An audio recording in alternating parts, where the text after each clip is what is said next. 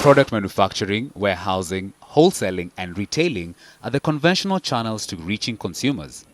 It is in every marketer's agenda to create demand for products off the shelves, in turn generating revenues. Healthy brand creation, as it is referred to in marketing jargon. So what's a healthy brand? Healthy brand, I think, has three key ingredients. Number one, it's one that people find to be meaningful. So obviously any brand, if someone's going to spend money on it, it has to do something for them.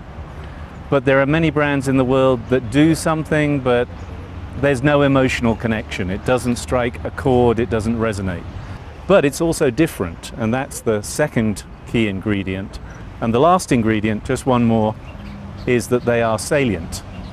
So when we say salient, it means that ideas that motivate people to buy the brand come to mind quickly and readily when they think about the purchase. Advertising is central to ensuring that brands connect and pursue customers to purchase. In Kenya, 50% of the ads are run through traditional forms of communication. Digital advertising is quickly catching up with over 7 million users as of December 2012. Basically, there are two levels of advertising. There would be below the line and above the line advertising, and obviously digital advertising. So there's a bit of a discussion right now whether digital is above the line or below the line. But above the line is what we normally see on TV, the billboards out there, radio, we call that above the line. Below the line is when you walk in the shops and you see a small offer on some products and that kind of thing. That's what we call below the line. And obviously as well, there is word of mouth. If a consumer can say a good word about us, or if we can have such a good experience with the consumer that he says something positive about our brand, then that's advertising as well. In this supermarket, we're trying to see what products consumers actually go for, and in other words, also trying to see what advertisements these consumers respond to. As I speak, we have a promotion that is going on the type of points on specific items. And you see, customers, because we've endured our customers to be earning points anytime they come for shopping, which they later redeem and buy goods.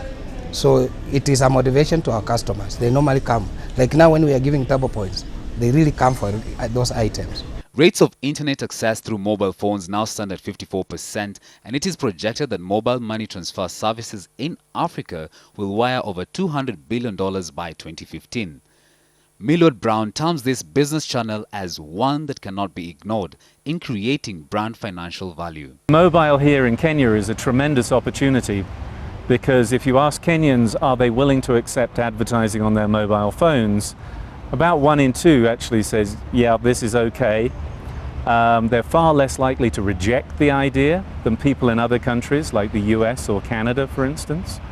But it's an opportunity that should not be wasted, because I think the challenge is, in other countries, people have seen mobile as an opportunity to shove advertising down people's throats. Here, where people are more accepting, if we can respect the way people use their mobile phone, whether it's, a simple phone or a smartphone, there's an opportunity to learn from other countries' mistakes. If I was selling motor vehicles, or I was in the banking industry, or I was in high-end perfumes or shops or clothing and that kind of thing, then the mobile phone would be an important way to get to my consumers.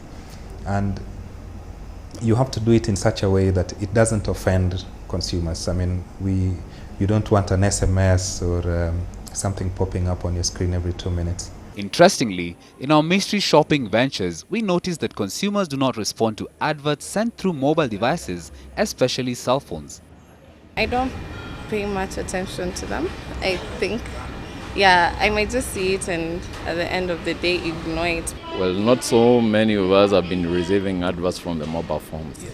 Yeah, so I don't think mobile phones are contributing so much. I don't think so, because basically when you write to me about a product, I don't even know if it exists at all. You could be a facade. According to brand strategists, there is a huge disconnect between time spent on mobile devices, the proportion of media spent dedicated to mobile advertising, and location-relevant advertising. Our main challenge, of course, is some handsets are still fairly simple in terms of what they can do. The smartphones, not everybody has a smartphone. That becomes a challenge in the industry. But we expect that there'll be cheaper and more smartphones coming within the market over the next few months to few years.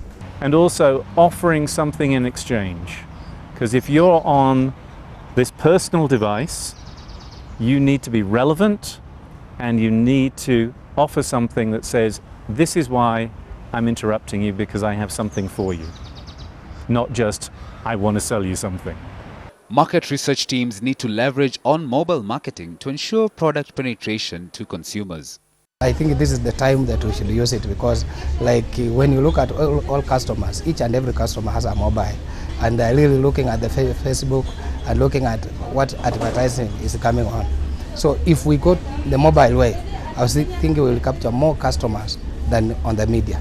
I think one of the ways is to leverage the mobile device to add to the customer experience, to give them something of value, but not necessarily making the brand cheap, but enhancing the experience of the brand.